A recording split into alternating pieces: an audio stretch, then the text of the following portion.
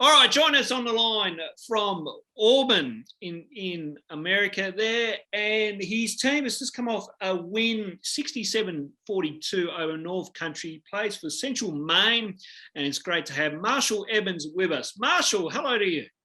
G'day. Thanks for having me. Marshall, obviously it must be fantastic that you're over in the States and getting to play out a little bit of the next step in your basketball journey. Yeah, no, it's great to be over here. I feel like it's been a long time coming and long recruiting process, and it's just good to be over here and have the season underway. And of course, you got the win over North Country, as I mentioned in the opener, by 25 in the end. So a really good win for you guys there. Yeah, no, it was. First game back after our Christmas break, and not having like one of our main scorers was pretty difficult, but I got the starting role for the first time, so that was good, and we came out firing and played really good team basketball. Now, in conference play, you're 3-3 at the moment, and how are you guys tracking so far in those after 6 games of conference play? We're doing pretty good, to be honest. We've lost a few games that we shouldn't really have lost. We were up most of the game, and then sort of the last 5 to 6 minutes, we sort of just lost it a little bit, but no, we're doing pretty good and playing well as a team, and we've definitely gotten better over the break, which is good. So we're looking good to hopefully finish off strong. Good to hear. And of course, non-conference play, you get into the opportunity to play other schools and programs over there as well too. Is that always a good thing over there as far as preparation for when it does come to conference games? Yeah, no, it's definitely a good thing. We've played a few like prep schools and stuff like Brewster Academy, Lee Academy and Bridgeton, which are all like guys that are trying to get basically left high school and are trying to go Division 1. So we've played some pretty good teams and some other out of conference games from like that we've played in Boston, and like just strong teams that have got a lot of height and we don't really see in our conference. So, I mean, it set us up pretty well, and coach is working us pretty hard. So, and you talk about coach, and I read a little bit of his bio, and he seems to be quite a veteran over there. And how have you seen coach at the moment? Yeah, no, coach is good. He's been here for a while. I think he's been here for like 30 years. So he knows his way around the conference, and like he knows how to win. He's won over 500 games. So he's a great coach, and he knows the system well, and he makes sure we work hard. So it's going to help us down the long run, hopefully leading towards the playoffs. And how have you found the setup over there, and the way the practice goes about things, and the kind of different style of play over there too, Marshall, compared to here back home? Yeah, definitely. So I think it's complete opposite to what it was back home. You don't really get any foul calls when you go into the paint, but they call a lot of stuff when you're guarding the ball handler. So for me, like my best attribute is defending. So when I first got over here, that was definitely a big adjustment, but I think I'm starting to get the hang of it now, and I'm starting to get some more minutes. So it's definitely been a big adjustment. I was going to say the different style of officiating as well too, compared to home and to the States as well too. It's called a little bit differently over there. So you've found out how they officiated, and now you're kind of more settled in on how they go about things over there. Yeah, for sure. I've definitely found a bit of a role in the team, and that helped a lot, just knowing what I can and can't do. And then leading into games, I sort of am locked in on what I need to do, so I don't really worry about the umpires too much anymore. And I feel like my mindset is just go out and play hard, and if I get a foul, I get a foul, just move on to the next play, just sort of like back home. And for the majority of the games, you've come off the bench, but then I think you mentioned you finally got the starting nod. Is that just a testament to you of how hard you've worked so far in this first block of the season? Yeah, I think so. I've definitely worked hard, and the coach is noticing it. And in practice, we've got a lot of competitive sessions, and I guess he's just thought that it's time for me to get a bit of a role in that starting spot, and then hopefully it'll keep going. But if we have another guy come back or another guy step up, that's just how it goes, I guess. Just got to keep working. And of course, being at Central Maine, it's a junior college, and it's a little bit different compared to some of the other programs and to some of the other Tassie athletes where they are at. Can you just elaborate on what the junior college is and how long you've got there and what other options you've got going forward? Yeah, so basically a junior college is just a school that is a stepping stone to get to a better place or a higher level.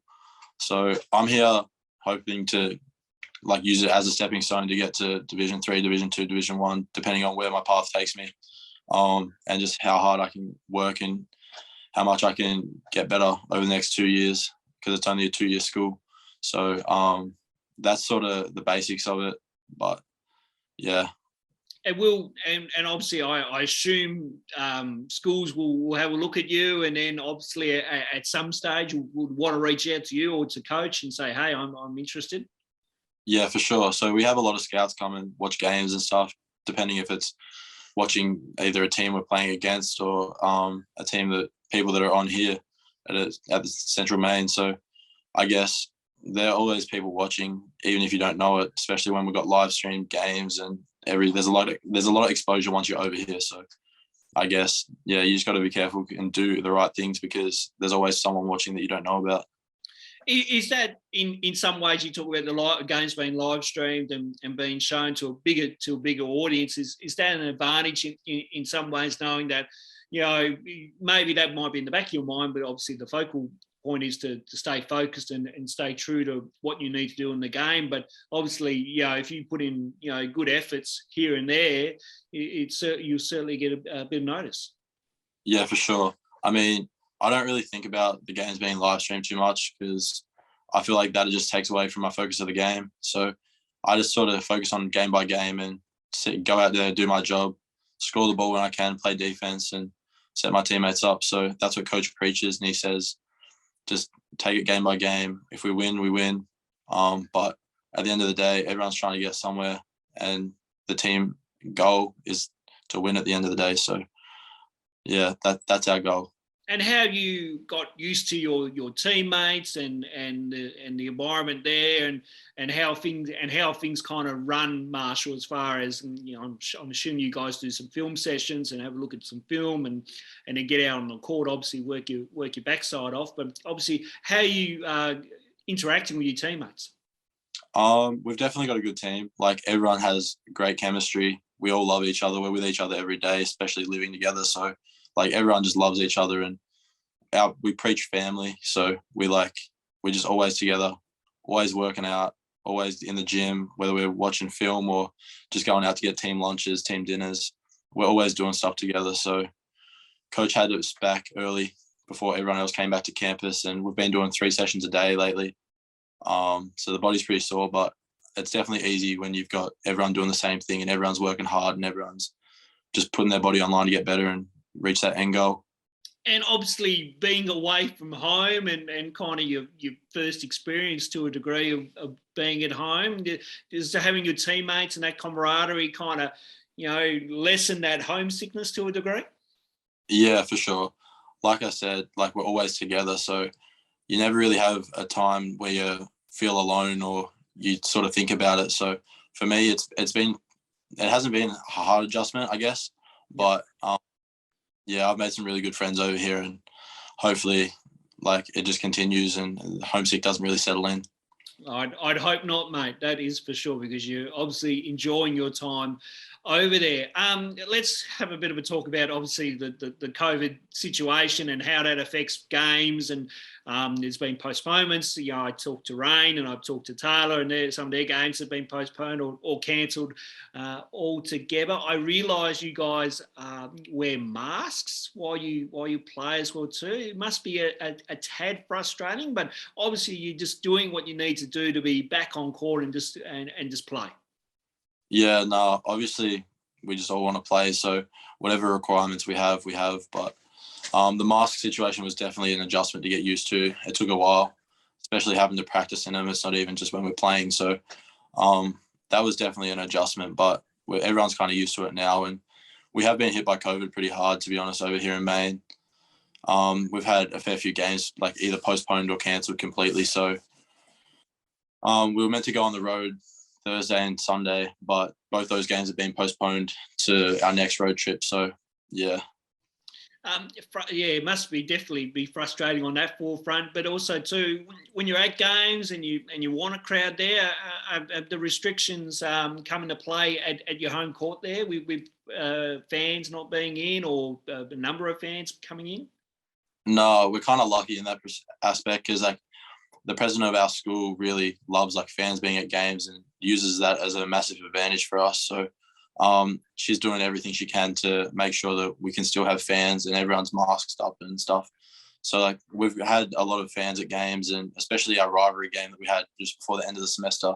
So I think we had like 600-700 people there. So that part of things isn't too bad, but it's just like on the road, there's not really many people there. Most schools have banned fans from being at games and stuff like that. So in a way, when we're away, it kind of works in our favour because we don't have fans coming at us as well.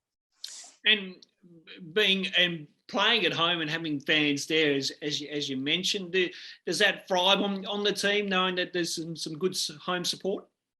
Yeah, for sure. We have really good fans over here. Like the fans love the team and they love basketball. So not having many sports at the school is a big thing because obviously basketball is our main sport over here and everyone loves to come games. There's always packed student sections. So everyone gets about it, and that's the best thing about it. So you mentioned that the kind of the main team there. Is it just one of the main teams in the community in there?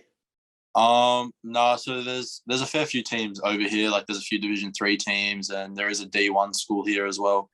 But there's a lot of junior colleges just like us in Maine, and we travel a fair bit. It's a pretty big state, so. And how are you adjusting to the school life there as well too? Obviously doing classes and of course there's a little bit of a different system compared to back home here. So how have you adjusted to the classroom and your studies? To start off with, it was a little bit different just with like the way they write over here and the way they do math and stuff like that. It's very different, but towards after like 2 or 3 weeks, I was pretty settled in with it and it wasn't too bad. And what are you currently studying at the moment, if we don't mind asking? No, yeah, that's all good. So I'm over here trying to get a teaching degree. I'm hoping to come back and teach when I get back and finish my 4 years. So that's the goal right now. And do you have a preference of primary school, high school, or college? For me, I think high school would be best suited, but obviously whatever teaching job I could get is definitely going to be something to pay the bills. So definitely, mate, definitely. And good that you've decided to go down the education route. That is absolutely fantastic to hear. How have your teammates treated you as far as with the good old Aussie accent is concerned, mate? There's a lot of banter that goes on. They make fun of me a fair bit, but I'm not the only Australian on the team, so it's kind of spread out pretty even. do you try to give them a bit of a challenge on Aussie foods and that type of thing? Like I speak to Ronnie about the Vegemite and whatnot. Do you do similar there, Marshall? Yeah, Mum sent me a few packages over, so I've made them try the Vegemite and shapes and all the Tim Tams and stuff like that. So they love the Tim Tams. But it's pretty funny. We have like accent challenges and stuff like that. Yes. Now I've heard a few stories from a few other past students that have been and gone through the system over there. I spoke to Ryan about this yesterday. Family. Do you keep in touch with your family back at home when you can? Yeah, I do. I call like my mum and my dad a few times a week, and obviously my nan, she's a big part of my life, so we talk a lot and always messaging, but I think we talk on the phone or on a phone call like 3-4 times a week as much as we can. And do you also keep in touch with all the other Tassie guys and girls that are over there at the moment as well too, Marshall? Yeah, I do. I talk to Rain a fair bit and Trey a fair bit as well. I was talking to Taryn not long ago and just sort of seeing how he was enjoying it. And yeah, I talk a fair bit to the guys over here. Very good to hear. The pathway, obviously, to get to where you're at and where all the other guys are at is, that BTAS pathway and coming through the programs and the state sides. Just how important was it for you to come through that pathway and now to reach your next level? Yeah, it was huge. I come from a small town in Smithton. Not many people get the opportunity to do something like this, and being a part of BTAS and going to national championships and country cups and stuff like that, it opened my eyes to a whole new world basically, and made me fall in love with basketball. Have been coached under Rat and Nick, Brad when he was down, that was huge. Having guys like that to look up to, and then also playing alongside Rain and Taryn, and having them to play against and always go to work against and practicing against them. And it was just like, I want to do the same thing, and kind of looked up to them in a way.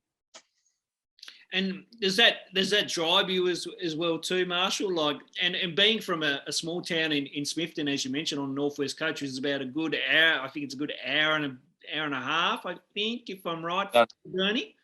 Oh, from Bernie. Yeah. So, does that drive you? And is there that little reminder of just, is it like this is how far I've come and yeah, sure. Like that? When I was playing juniors, I was never a skillful kid. I was always on the floor, falling over and stuff like that. So that was probably my lowest point. And then obviously getting to where I am now, it's like, wow, I really have come a long way, and it just makes me want to get even better. So yeah. And the two jerseys that you got in the background there, obviously, of course, the Northwest Thunder and one of the state jerseys you've got there. Just how important is that to remind you every day of again, being a part of those programs, but then that being a bit of a help and a stepping stone for you to get where you're at now? Yeah, no, it's huge. I always look back on them, and that's my bronze medal jersey up there. So being able to be a part of a team like that, obviously motivates me to just want to win, because I love the feeling of that now that I've had it once, and be a part of something special. And then the Thunder as well, although I didn't really play, just going to practice and being a part of that professional environment just makes me want to play pro when I get my 4 years over. So obviously it's just I'm sort of thinking of, that's where I want to be. How can I get there? And it just makes me want to work hard every day. And I suppose that I know we touched on it earlier, but that's the next step, isn't it? Where to go to after college. So obviously, first off, you've got to try to get to the next step and into the next program, whether that's next year or the year after. But is that the ultimate goal, to play professionally and around the world, maybe? Yeah, obviously, I think that's every kid that plays basketball's dream, to play pro. But for me, it's just how can I get there? So right now I'm here at a junior college. So the next step is playing NCAA, to be honest. So that's all I got my eyes set for right now. But after my 4 years, whether I stay here or come back home, play at the next level here, pro is always going to be the goal until I decide that basketball's over. So.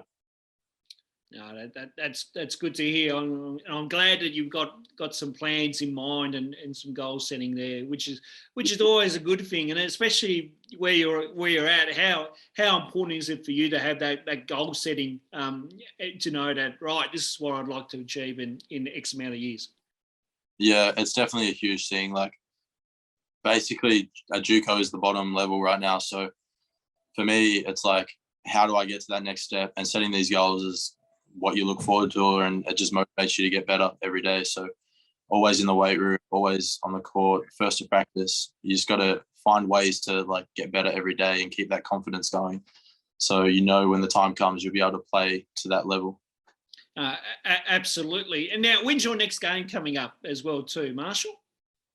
So our next game was meant to be Sunday, but I think it's going to be a home game on Wednesday. So I think next Wednesday should be our first game after our COVID's cancelled games. Yeah, you mentioned the live stream and whatnot. Do you know off the top of your head how we can access to watch you through that live stream? I think it's just on the Central Maine Athletics Facebook page. They normally put it up on there, and it's called Munzing Media, I think. So okay. Yeah. All right, we've got to give that Facebook page a like, and make sure we get to see you in action, because right now you guys, as we mentioned, you're 3-3 at the moment in conference play, and you're looking to get above 500. Yeah, for sure. Well, next game is a conference game, so we've got a week to prepare for that. So everyone's pretty locked in, and everyone wants to get above 500 and just keep it rolling, so we can get the top seed for our conference rankings. Absolutely. Oh, sorry, my phone's just phone's going off with messages here at home. How's the weather going over there, Marshall? I know you're currently in winter at the moment. We're summer back home, as you well know. But how are you rugged up there? I can see. Yeah, no, it's pretty cold over here. I think it was -20 yesterday, so it was cold traveling back from New York. Long ride, 7 hours, cold. Everyone was rugged up, had their blankets and their pillows and stuff. So everyone just sort of tried to sleep through it. But it's definitely a big change from being back home in the summer. Yeah, I was going to say it'd be a big change to our winter as well too. I mean, it does get cold here, yes, but not to -20 degrees. Yeah, no, it's different, and there's a lot of snow and ice around too. So you walk out, as soon as you walk out of the dorms, there's ice on the footpaths and stuff like that, and they have big machines to come and scoop it all off and stuff like that. So it's definitely very different from back home.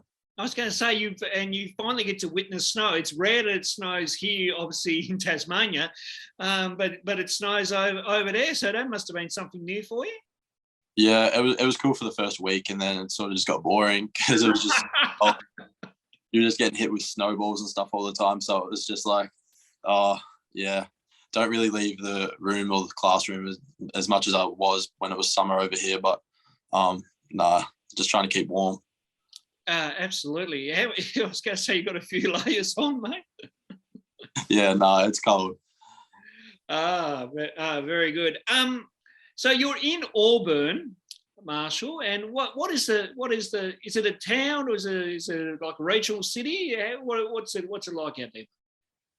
So they call it a city over here because it's like two towns basically together, Auburn and Lewiston. But it's kind of like Ulverston. I feel like it's not really that big. There's not really too much to do here. There's a fair few shops and stuff, but there's not really too much to do here. It's just kind of like being in Ulverston or Burnie or something like that. You travelled to New York and you come back through. I know you try and sleep through a little bit of that trip because obviously you're coming off the game and whatnot. Yeah. But is it interesting to see these other towns and cities over in the States there? Yeah, it definitely is. It's a lot different to back home. Unfortunately, we didn't get to see like New York City. We were more upstate. So it was just like really cold and kind of close to like Montreal and stuff like that on the Canadian border. So it wasn't like we've seen many things there, but we've been to Boston and Portland, Maine, which is a big city. So it's definitely just like a lot of big buildings, and it's kind of similar to like being in Queensland and stuff like that. Has anything caught your eye over there that you go on like a wow type factor type thing? Yeah, I went and watched the Celtics play at TD Garden. That was a pretty cool experience. First NBA game. Seeing guys like Jaylen Brown and Devin Booker play. It was crazy to see how slow they make the game seem, and just the way that they read players and guys that are trying to defend them. And how is that experience being live in an NBA arena? Obviously different to watching it on telly like we're all used to, but being there live in person. No, it was crazy. Obviously, being from Australia, it's anyone that likes basketball, it's a huge dream to actually watch a game like that. And seeing one of my favorite players, Devin Booker, and playing two good teams being played, like the atmosphere was crazy, super loud. Everyone was into the game. It was kind of close too, so that was good. It was just a crazy experience and something I won't really forget. Could you hear yourself think? Oh, not really. I was there with one of my assistant coaches, so we were sort of just sitting there and trying to take it all in, to be honest. Oh, well, I'm glad that you were able to get that experience and that opportunity, and I'm sure there'll be a few more to come over the coming months as well too. Marshall, it is great to speak to you and great to have you on for your first kind of media kind of gig here as far as a bit of an interview chat over the wonderful technology of Zoom. Are you able to come back home later in the year when it's all finished and done, if allowed? Yeah, for sure. So my plan right now is to get the season and school year finished, and then I'm hoping to come home in the break between semesters. That's my goal right now, to be honest. So yeah, come home, see the family, see some friends, and just keep working out and get right for the next season coming up. And that's what I'm hoping to do right now. But it could all depend if I get some offers somewhere else, or I might end up staying over here. But it's all kind of just up in the air right now. Obviously, I'm trying to get the season over and done with, which will finish over the next month and a half. And then I'll only have school to worry about, so I can sort of start booking flights home and stuff like that then. Well, if you do come home, please let us know. We'd love to catch up with you in person and get you in front of that camera and give you a little bit more media training as we go along. Marshall, stay safe, stay well, and thank you for your time. No, thanks for having me. It's been great.